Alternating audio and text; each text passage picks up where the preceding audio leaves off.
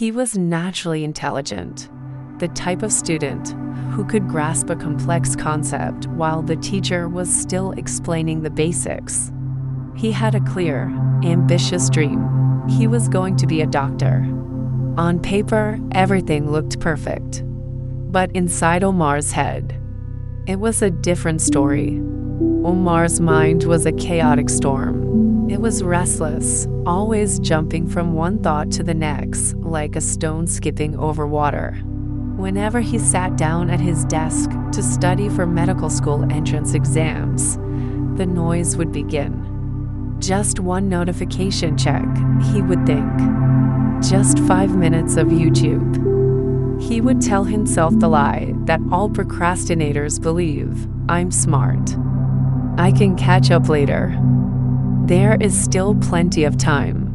But later was a ghost. It never showed up.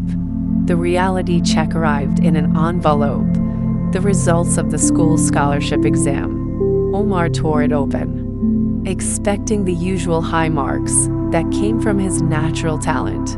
Instead, he saw a word he wasn't used to: fail. His friends, who weren't as naturally gifted as him but studied every day, had passed.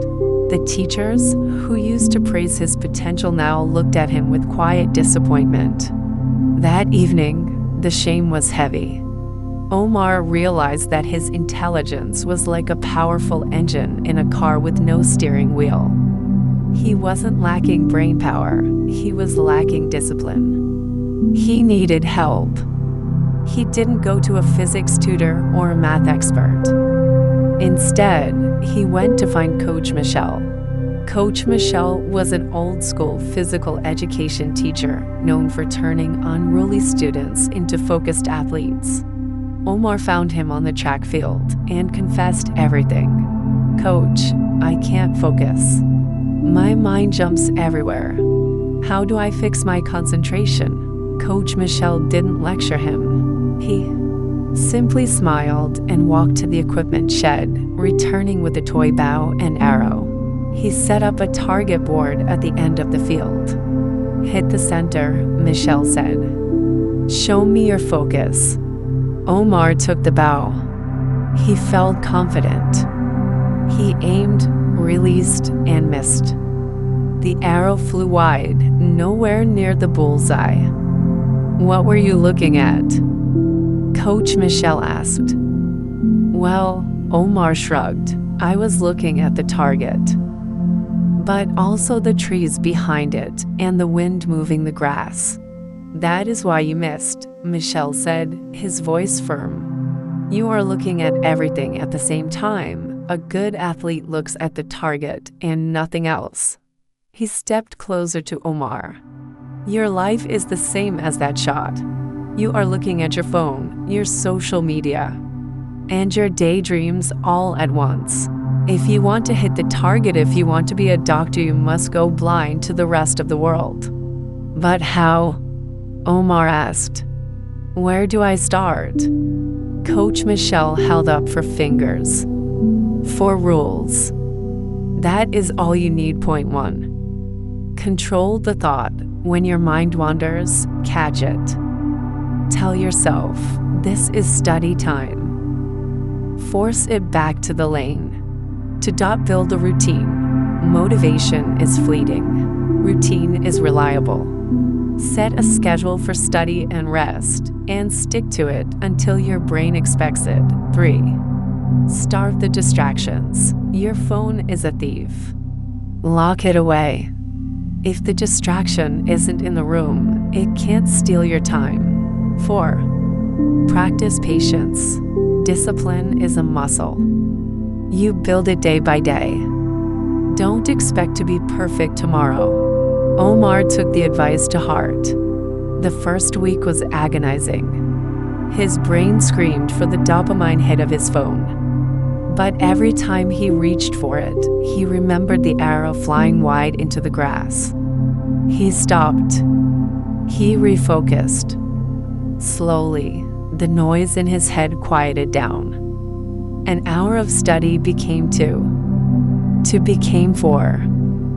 The material he used to skim over, he now absorbed deeply. Months later, Omar sat for the next major exam. When he walked out of the hall, he didn't feel the arrogant confidence of his past. He felt the quiet calm of preparation. The results came back. Omar hadn't just passed, he had secured the first place ranking. A year later, as Omar walked across the stage to accept his scholarship, he looked out at the audience and spotted Coach Michel.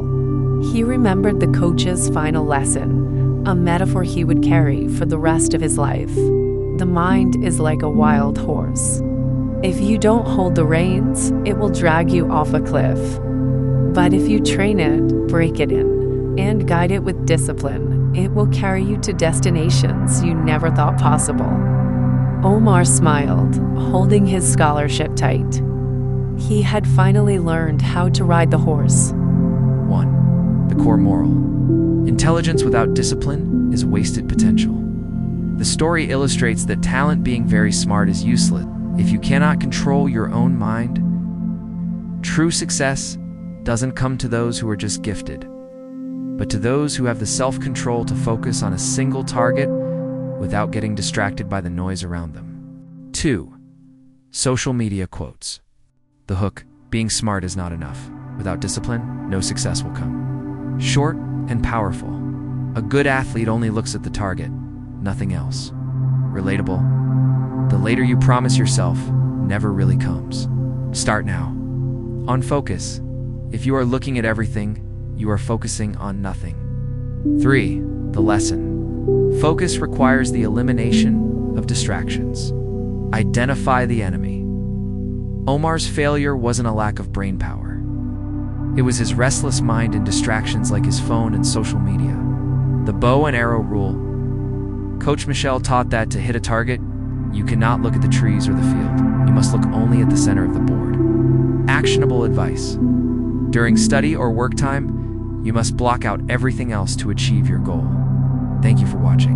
Do not forget to subscribe to Mr. G Leopard's channel. Hit the thumb up. See you next time.